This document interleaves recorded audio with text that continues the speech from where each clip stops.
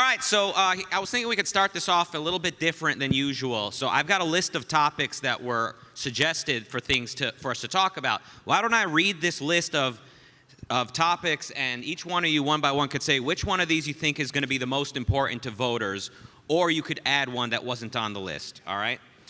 Here we go. Build Back Better. What should have happened? Where do we go from here? Social media censorship. Antitrust laws. Transparency education. What do you want to see? Quote, don't say gay, or quote, anti-grooming bills. Do you agree with the DeSantis bill? How would you alter it? Are term limits effective? Election integrity, voter ID or HR 1. What is your policy position or favored policy? What immigration reform would you advocate for? Can any policies help ease inflation? Can Congress do anything? Prescription pills, how can Congress intervene? Student debt relief, is this a regressive tax or something needed? How did Congress do with spending since 2020? What parts made sense? What failed? All right, one by one. I guess we can start with the far right, ladies first. The far right, no pun intended. Hey. So, yeah, what do you think is going to matter to voters? There's so much there. Right now, I think that, especially on the right, the parents are really motivated. Parents don't like what's going on with CRT. They don't like what's going on with the indoctrination of their children. And that's been going on since like the 1960s. And they're finally like seeing the results, especially after COVID, when they were home and got to see what what teachers were teaching their kids. I think that's important. I think the border's going to be big. I don't know. There's a bunch of things in there that are, inflation's huge. People are feeling all of Biden's regressive policies in their wallets right now, and so we're in for a really interesting 2022 election season. Education, what's being taught. Andrew, what do you think? I would add to that. Definitely education. With the governor's races, there's going to be 36 governors up for re-election. And CRT and education and mask mandates, and it's just going to be down the line. You're going to see a lot of. I think you're going to see probably like 3 or 4 states flipped from blue to red. Michigan, hopefully. Michigan, Wisconsin, Minnesota, Nevada. I think that those are all in play after what happened in Virginia. Virginia was a wake-up call, and the Democrats are not heeding that call. They're doubling down, and that's a big mistake. You're not going to see a red wave or a red tsunami. It's going to be like a fucking red earthquake. That's my. Sean? Yeah. I mean, education is important. Obviously, the Virginia race did kind of hinge on that specific issue. But I would say the one not mentioned is crime. Like in New York City, Eric Adams won the Democratic primary because he was the most tough on crime candidate in New York City. Now, whether or not that panned out when he actually became mayor is something we can discuss later. But crime on the local level is shifting positions and opinions. And the number one voting group that seems to be shifting based on crime is Latinos. So everybody's talking about how all of a sudden Latino Americans are going from solid Democratic voters to kind of acting more like Italians or other Catholic immigrants in the past. So crime is the issue that I would want to get into. Yeah, I mean, I think unfortunately, because the Biden administration and the Democratic leadership has been so tepid and uninspiring, I think that it's entirely possible that you will get an election based on contrived culture war nonsense about education and masks and the rest of that. But certainly stuff I would want to get into. Culture war nonsense? Oh, you yes. want to elaborate on that a little bit? Oh, yes. Whereas the stuff that I would want to get into, you mentioned some of what's in Build Back Better. I would also mention, healthcare, which the 2020 election was about to a great extent and has been completely dropped, and is certainly an example of something where, if the election's about that, the opinions of voters on that are, to the left of Biden, never mind the Republicans.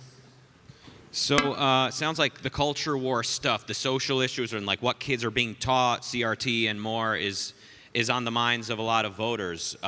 Is that what you're calling culture war nonsense, or can you expand on that? Sure. So I think that a lot of that stuff, is contrived. in the sense that some of these are really solutions in search of problems, and that there are things that Republicans would like to change the subject to for obvious reasons because. Wait, why do I feel like you're saying a bunch of nothing? What do you actually mean that it's contrived? I guess you feel like it because you're not listening, or you just jump to that conclusion, it's not that. or something like what that. What is contrived? Are you saying that people aren't talking to kids in kindergarten through third grade and asking them, or talking to them about what gender is and what their sexuality should be, and talking about masturbation? Are you saying that that's not happening? Well, because we've seen evidence. Well, that it is. talking about masturbation would actually not be affected in any way by. But that did happen recently, correct? By the DeSantis bill. There's nothing in that language that's about talking about sexually explicit content or not talking about it. What is in there is about talking about sexual orientation or gender identity, which is a very different set of topics. Do you think that should be talked about from to third graders? And I think that the language, of course, is hopelessly vague. So I think that there are very legitimate concerns about having a chilling effect on just, people, doing, if you want to talk about masturbation, nothing in the bill would stop you. If you want to read a book that has a gay character in it to students, that could potentially stop you. The language is consistent with that. In fact, especially if you look at what's already on the books in Florida, that there is, that it already says that, sex ed in Florida, it explicitly says, it's in the statutes. Look at what PEN America has put out about this, that sex ed has to promote abstinence outside of marriage, and it has to promote the benefits of monogamous heterosexual marriage.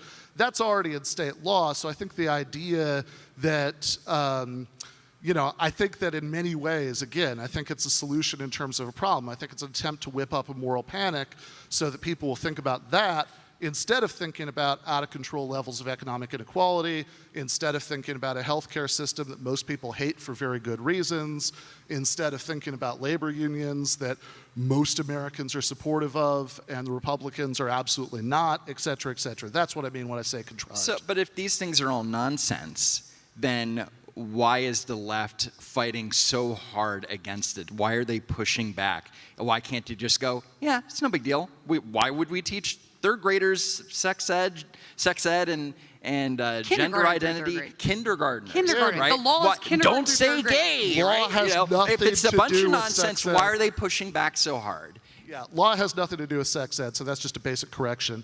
As far as pushing back so hard, yeah, I think that the issue, the alleged problem that something is supposed to be a solution to, could be contrived nonsense, and it could still be the case that the proposed solution actually does do real harm in the real world. That they have as with the anti-CRT bills, if you have state bureaucrats looking over the shoulders of classroom teachers, and you have this chilling effect where people are worried, oh, if I say the wrong thing about the wrong subject at the wrong time and the wrong person hears it, then they could lose their job. I think that is an extremely unhelpful intervention in classroom. Now, as far as why Democrats are pushing back against it the way that they do, I actually agree that it is a huge strategic blunder that they're allowing the discussion to be so much about this, right? I think that in that Virginia election that was mentioned earlier, ideally, McAuliffe would have said, why are you talking, about the schools so much? Why aren't you running for school board if you want to do that? Because kids were getting Why don't we raped talk in about bathrooms. wages? Why don't we talk about unions? Why don't we talk about health care? McAuliffe couldn't do that because he had nothing attractive to say about any of that because he's a mediocre centrist. But you're kind of rewriting that election because he did try dismissing the parents and all the people that were concerned about this. He did try downplaying the issue. It turns out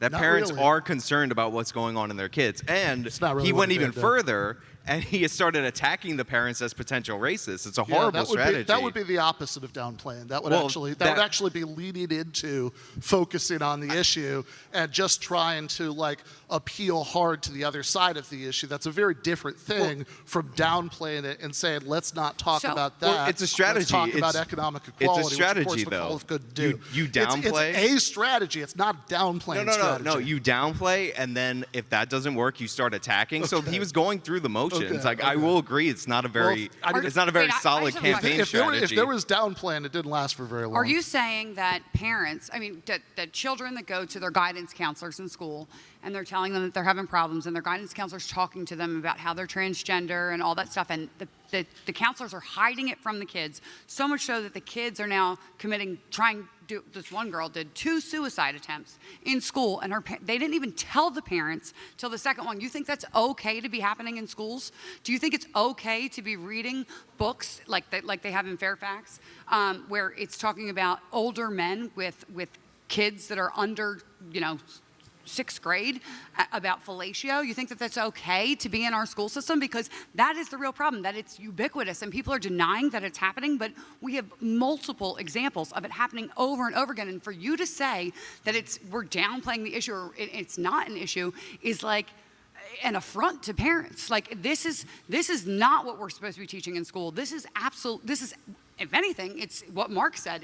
It's the destruction of the family through race and gender, which was verbatim. Mark said that? Yeah, it's destruction actually of the family through race and gender? Yes, 100%. Mark said that? Where does Mark say that? Verbatim in the Communist Manifesto. No, he does not. Yes, he does. He goes, the destruction of the bourgeoisie family, the destruction of capitalism is through the bourgeoisie family. It says that, an Everybody's actual looking quote. it up on their Okay, phone. Go look it up on your Okay. phones right now and tell me I'm not here's wrong. what you should look it up on your phones. Here's what Mark do it said. for you. Here's what Marx actually says in the Communist Manifesto about that. Here's what she's thinking tell of. Marx says, communists are accused of wanting to destroy the family, but actually it's capitalism that's already destroyed the family. That's what Marx says in the Communist Manifesto. Marx does not have some sort of, we're going to do some secret plan to destroy the family through something about race and gender. Yes, they do, that is, I think, to put it nicely, a little anachronistic. Do you agree that he doesn't bring up race and gender in the Communist Manifesto, though? Sounds like He absolutely does bring He up does? race He and gender. brings up And here, race look, and look, gender in the Communist it's right here. Manifesto? Marx, Engels said the abolition of the family. Like, it's everywhere, guys. Pay attention. no, the abolition of the family, maybe, but not Through race and gender. He says through other institutions like race and gender, which motivate people. There's nothing about race or gender in the Communist there is. Manifesto. Trust me on this.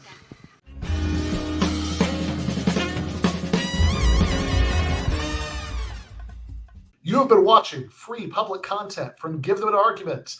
To access every single episode of the show, the main show on Monday nights, all of the streams, all of the debate breakdowns, all of the patron-exclusive postgames on Monday nights, all of the patron-exclusive bonus episodes every week, and much, much more, go to patreon.com/Ben Burgis.